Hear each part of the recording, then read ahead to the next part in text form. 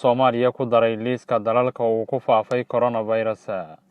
Sacuudiga ayaa maanta Arbacaha ku dhawaaqay inuu joojiyay cumrada. Wasaaradda Arrimaha Dibadda ee dalkaasina waxay go'aankaasi ku qeexday mid ku meel gaadh ah. Sida ku xusan war-saxaafadeedka tallaabadan ayaa la xidhiidha ka hortagga faafitaanka caabuqa dilaaga ee coronavirus kaasi oo dunida khatar ku ah. Wasaaradda ayaa daabacday liiska dalal ay ku sheegtay inuu aafeeyay cudurkani galaaftay nolosha in ka badan 10 qof.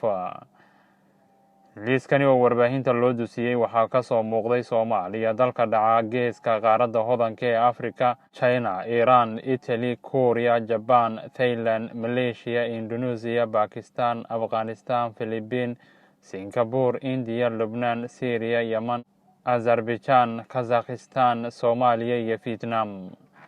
Tallaabada Riyaad ayaa timid iyadoo dowladda federaalka ee Soomaaliya ay horey u shaacisay in dalka aan laga helin kiis la xiriira coronavirus isla markaasina uusan ku jirin kuwa u nugul.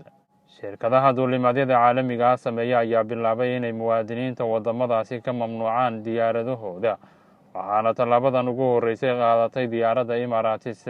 Coronavirus oo ka soo bilowday gobolka Wuhan ee China ayaa si dhaqsiya ugu faafay qaar ka mid ah dowladaha ugu tunka weyn caalamka. Taasi waxay xoojisay cabsida laga qabo inuu meelo kala gaadho.